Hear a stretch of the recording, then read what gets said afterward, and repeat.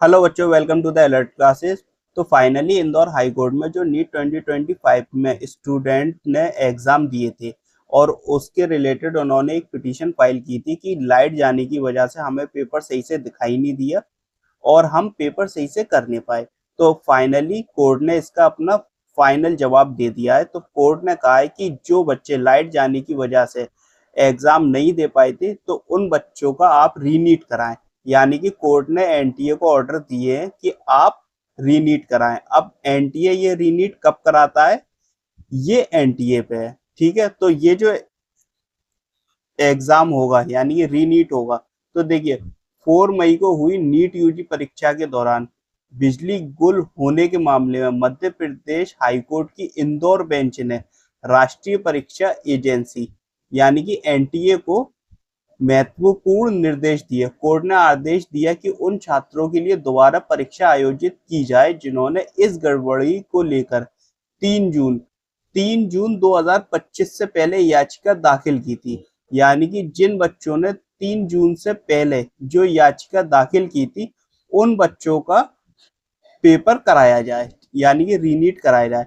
Court ने साथ ही कहा है कि विशेष परीक्षा में प्राप्त अंक यानी कि जो बच्चे अब एग्जाम देंगे यानी कि रीनीट देंगे तो उनके जो नंबर आएंगे उनके हिसाब के हिसाब से उन्हीं के आधार पर यानी कि जो उनके मार्क्स आएंगे उन्हीं के आधार पर उनकी रैंक तय की जाएगी। यानी कि अब आपकी जो रैंक जो नीट का रिजल्ट आया है, अब आपकी जो रैंक आई है तो हो सकता है 4-5 रैंक ऊपर नीचे हो जाए क्योंकि 75 बच्चों का ही तो होना है। तो देखिए ये दोबारा परीक्षा केवल 75 छात्रों के लिए है यानी कि 75 स्टूडेंट्स ही इस एग्जाम को देंगे। ओके, तो ये 75 बच्चों के लिए एग्जाम कराया जाएगा। अब कोर्ट ने इस पे आदेश ऐसे दिया, कोर्ट ने कहा कि एक काम करो, कोर्ट रूम की लाइट बंद करते हैं, फिर उसके बाद हम देखते हैं कि हमें पेपर में क्या दिखाई देता है। तो कोर्ट ने जब लाइट बंद करी तो उन्होंने कहा कि हाँ, बच्चों को एग्जाम देने में दिक्कत हुई होगी।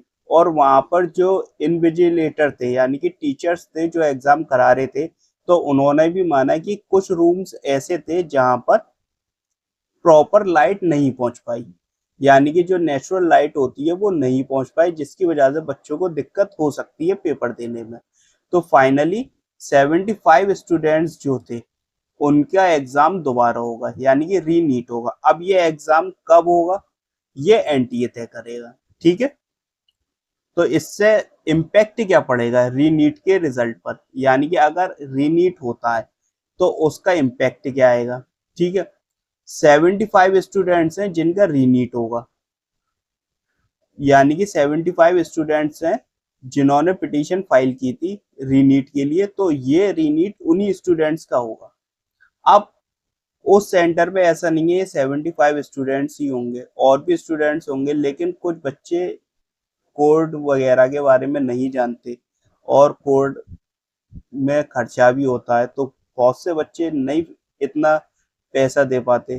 तो हो सकता है कि उनका भी दिक्कत हुई हो, लेकिन अब वो कोर्ट में अपनी बात रख नहीं पाए जिसकी वजह से उनको इसका फायदा नहीं मिलेगा।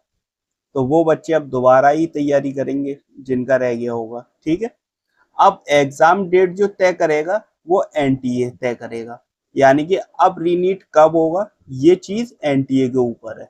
अब एनटीए एक दिन में कराए, 2 दिन में कराए 75 स्टूडेंट्स का, क्योंकि एक 75 बच्चे हैं अपने, वो 2-3 दिन के अंदर सब कुछ सेट कर देगा। ठीक है, अब रिजल्ट दोबारा से आएगा। हाँ, कोर्ट ने जब ये कहा है कि इन बच्चों के रीनीट मार्क्स के अकॉर्डिंग ही आप इनको रैंक दीजिएगा। तो देखिए जब ये 75 बच्चे पेपर देंगे तो रैंक ऊपर नीचे तो होगी 4-5। अब ऐसा तो है नहीं कि पूरे 75 बच्चे 690 ले आएंगे, फर्स्ट रैंकर को तो कोई इफेक्ट नहीं पड़ेगा क्योंकि देखिए 75 स्टूडेंट्स हैं। अब इनमें से अगर कोई फर्स्ट रैंक ले आया तो फर्स्ट रैंकर को भी इफेक्ट पड़ेगा, तो उससे सबकी रैंक नीचे आएगी। ठीक है, तो इसमें अब रैंक में कुछ हद तक आपको 4-5 रैंक तक फर्क देखने को मिलेगा और इसके बाद आपका रिजल्ट दोबारा आएगा। तो नीट का जो रिजल्ट आएगा वो दोबारा आएगा, ठीक है। रैंक में फ्लक्चुएशन होगी, बिल्कुल होगी। जब रिजल्ट आएगा 75 स्टूडेंट्स का तो रैंक ऊपर नीचे होगी। अब एक बात आप याद रखिएगा, अगर आपकी रैंक बिल्कुल भी नहीं खिसकी अपनी जगह से तो आप समझ सकते हैं कि इन बच्चों की रैंक नीचे गई। और अगर आपकी रैंक 4, 5 या 10 रैंक से ऊपर नीचे होती है तो समझ जाइएगा इन 75 स्टूडेंट्स की रैंक ऊपर गई। तो ये रैंक में फ्लक्चुएशन तो आपको देखने को मिलेगी, ठीक है। काउंसलिंग डिले होगी, बिल्कुल होगी। काउंसलिंग जो है वो आपकी डिले होगी क्योंकि जब इनका रिजल्ट आएगा तो रैंक में फ्लक्चुएशन होगी, तो जिसकी वजह से आपको काउंसलिंग डिले देखने को मिलेगी। तो हो सकता है काउंसलिंग एक आध हफ्ते बाद स्टार्ट हो। जो हम लोग जुलाई में सोच रहे थे, हो सकता है कि अब वो लेट हो। तो एक आध हफ्ता तो मुझे लगता है कि आपकी काउंसलिंग लेट होगी, ठीक है।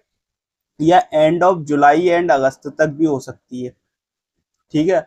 मानना ये है कि काउंसलिंग आपकी डिले होगी। ओके, तो मैंने आपको सारी बातें बता दी हैं कि रीनीट होने पर आपकी रैंक पर क्या इफेक्ट पड़ेगा, रैंक में फ्लक्चुएशन आएगी, रिजल्ट दोबारा आएगा, काउंसलिंग डिले होगी, एग्जाम डेट एनटीए तय करेगा और जो रीनीट होना है वो 75 स्टूडेंट्स का होना है।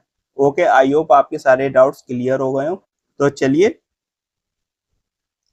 आगे देखते हैं। तो आई होप आपके सारे डाउट्स क्लियर हो गए हो रीनीट को लेकर कि रीनीट किन बच्चों को होना है।